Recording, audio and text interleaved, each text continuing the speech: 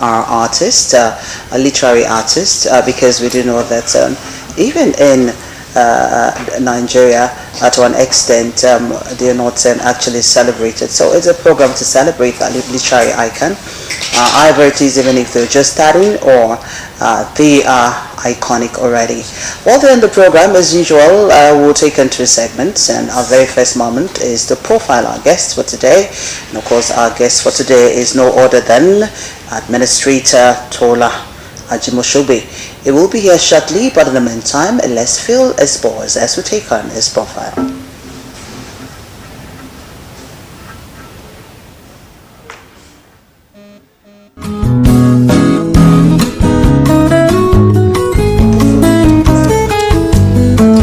I want him to hear. I sit down.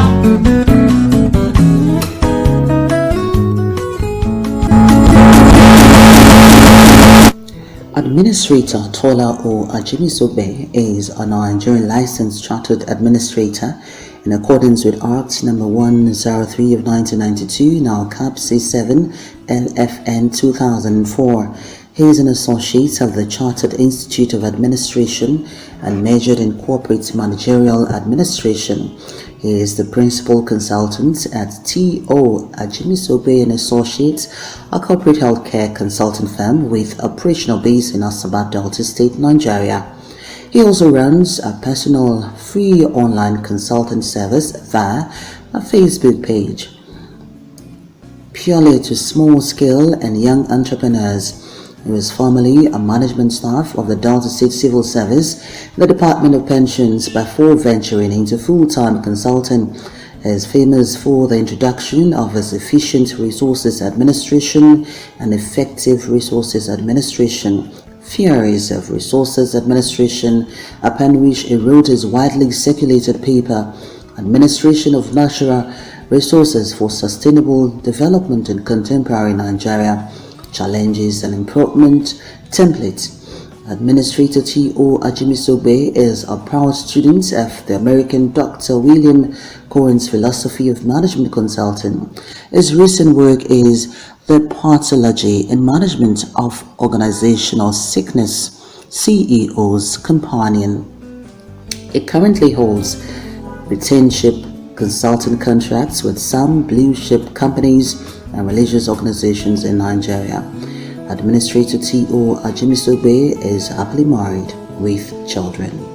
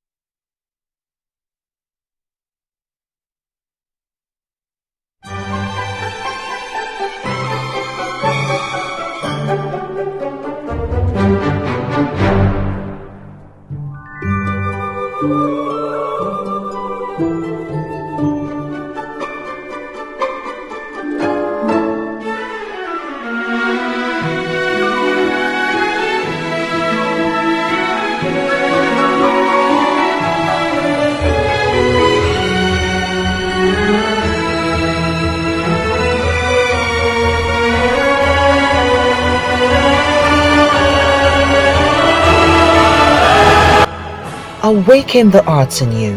Meet literary icons only on the program Book to Art, Delta Television Asaba, 10.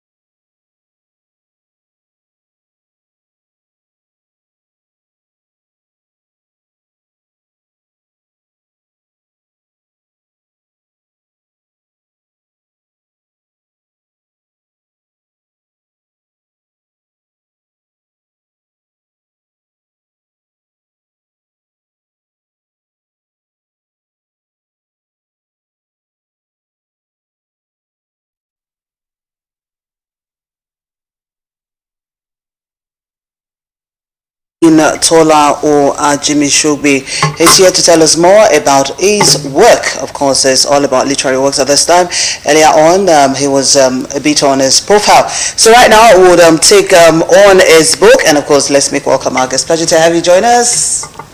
Thank you very much. Good morning. Okay, now I'm actually interested in this book.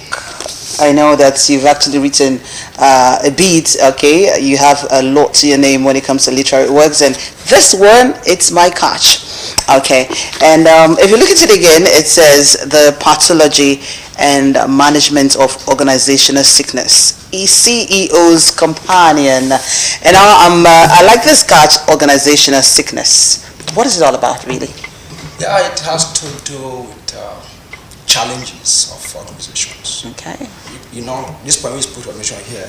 You can view it from the point of a country, a nation as an organization, a body of persons working together. You could pick a state as an organization, or DPS as we are, just as we are here now, as an organization. You look at those shortcomings and anomalies that mitigating the effective usage of resources. Okay. So the book talks about getting to know these challenges. Okay. The causes. What are those likely symptoms of organizational sickness? Okay, I bet you already know that. So I wanted to tell me before writing this book, what's that thing in you? What is a big passion there to write this book? Is it to solve a situation as it pertains to companies or organization, or you had other motive there writing this piece? Honestly speaking, the birth of this book sometimes around 17, 16%, 16. That was when Buhari entered newly. Okay. Immediately we faced some kind of recession there. The economy of the entire world almost anyway, but Nigeria was particularly here in Nigeria, it was so devastating. Then rubber of curry was being sold for 1,000 naira, and all of those things. And you see companies folding up. Factors led to those things. So at that point in time, that was 16, 17, I began to write newsletter to tell people there's problem already, there's recession. Telling companies, in fact, DBS was one of those people that got my newsletters. Then I was growing the country, trying to see what I can do. Got in the point 2018. I felt it should be put into a book form. Okay. To just, that problem there triggered me, fingered my heart. Okay. That made me to look, something needs to be done to arrest this ugly situation. Now, looking right at the book here, I'm seeing this diagram, okay, right there, and I see one captioned "A Sikh Organization." And believe you me, there's something there I'm looking at that was really interesting. There is the Cradulea nucellus, and there is the managerial myocardium. There's labor hysteria. There's production neuralgia, and there's also the various alalia. And the final one I have there is a financial hemorrhage. Oh yeah, which one do you want us to take at this moment? Because it's all about the book, okay? I'm interested in this production neuralgia. Neuralgia. Neuralgia. Yes. Production, production. Okay. That's a creation of utility. Okay. Neuralgia is a medical word, actually speaking. What is it? And neuralgia has to do with, lack of flow, sluggishness, something not properly done, breakage, in flow of operations in the body, human body here now, or generally animal body. Okay. Now bringing important damage into a company. We now talk about organization. We now talk about having productions not going on according to plan. Okay. For instance, you have plans that you want to take your program now for 30 minutes. Something just creep up. Maybe not being able to put one or two things, maybe not at your end, maybe from light, NEPA problems or generator, just stop your production. Okay. And so instead of 30 minutes, it becomes 25 minutes or 20 minutes, okay? You will not say it's your fault, but you will say, but that's already breakage in production system. That's production right here. Okay. Now, this is actually good because looking at this book, one will just think of one's health. Some would say, okay, could it be that I'm sick? But there's another thing you're looking at, that's the organizational sickness, And I like the fact that you're making it look as though as a person, you're personifying it. Okay, and that's why you came up with ailments such as this and how to actually handle them.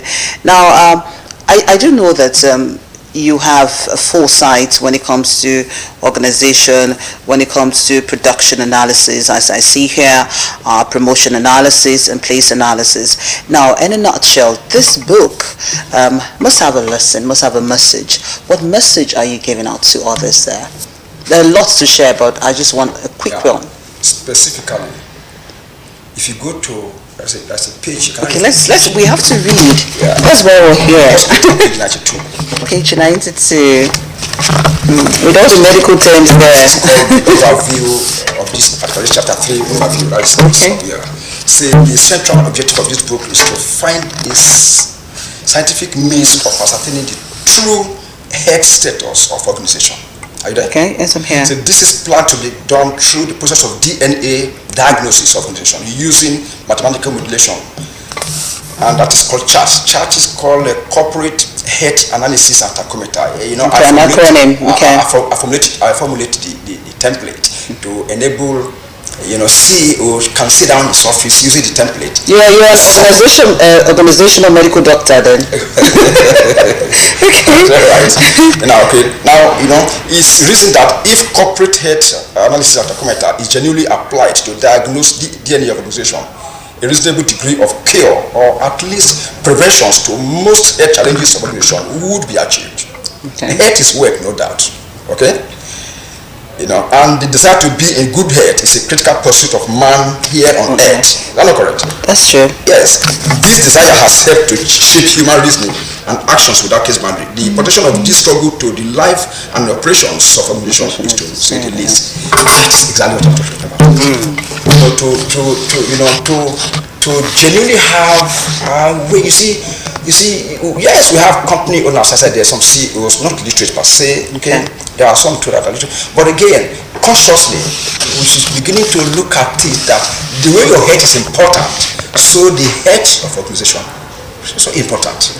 Okay. So what's the need? What's the need for us to shift attention to corporate health? Yes, you see, look, you cannot overstress it. Let me tell you one thing.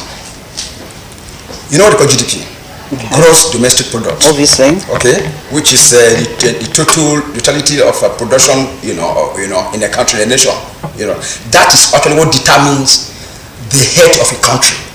That is the total number of good companies or healthy organization in the country determines the well-being of the country. Okay. So there is the need, therefore, to shift attention to corporate health is to ensure that humankind that make up that population of that country is their life is sustained and is guaranteed, and the ecosystem is, So that's the need is there. The need is so important. If we are to save humankind, then generally it began with good organizations. Okay, so it's important for every CEOs to have this, because I see what is written here is CEO's companion is more like a Bible for them. So they should have it. They should read through again and again. And another quick one.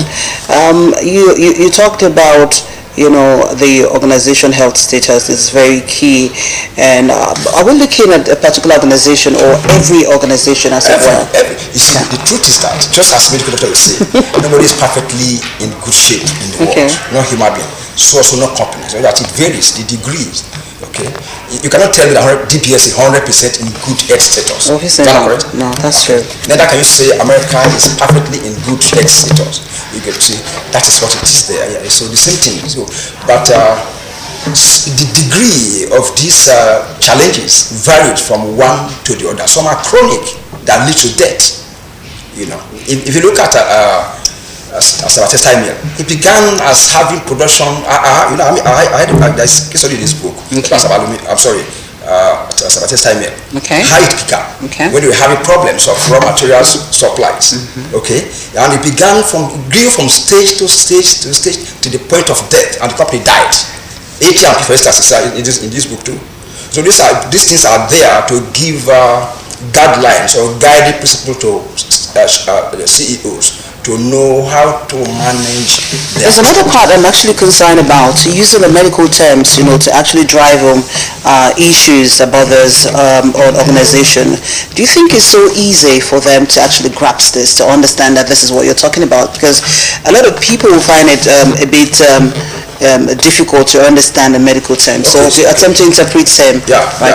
You see, when you buy a book, you see most. They say Nigerians don't read. Look at the index or glossaries. The truth is this: when you pick a book, the first thing you do is the preface. Okay.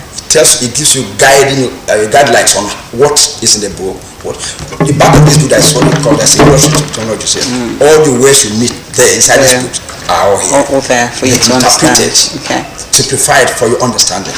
And so, if you said personifying the organization, giving it a human attribute, it is true. The severity of corporate challenges these days demands that they are viewed in a very important segment, taking it from the point of human health. Okay. It is actually grievous. I won't deceive you. Okay. Now I want to look at this, you actually do a bit of reading. I want to do a bit of my own reading, the summary of this book. I want you to tag along with me. It's page 185. Okay, it says, it's just very quick though. I just want to touch on this. It says, the chapter, therefore, second paragraph. The chapter therefore x-rays the organizational deformity whose natal properties are transmitted from the proprietor, the partners, or the promoters through negligence or willful acts that must often impede organizational growth and development. Let's run with that. All right. The thoughts quickly on that. This is chapter 4 of this book, and that's called Crowdulia Lucilius. Okay. It has to do with treating the word crowd first. We'll just separate the words. Crowding, beginning, the formative stage of organization. Okay. At that point where the CEO said, I want to start to produce bread. Okay? Okay. Now, what are those things he came with? You get the point now. To start the production of this bread. Has he got enough business plan?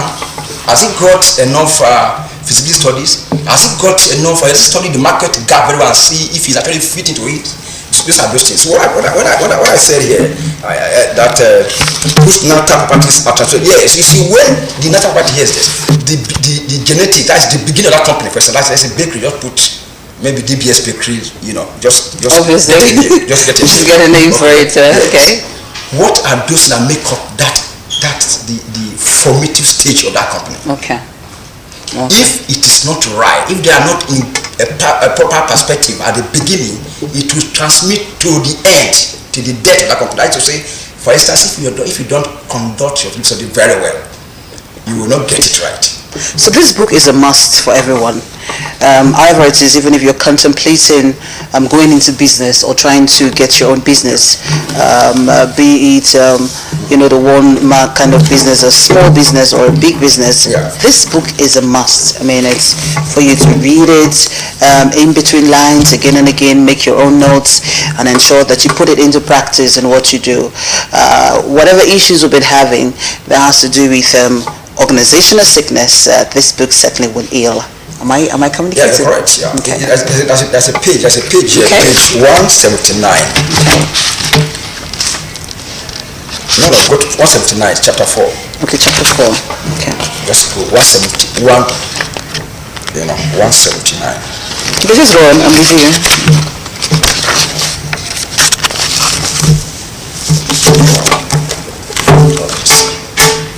I don't think I have that skipped, but you can actually read. Don't worry. It's skipped there.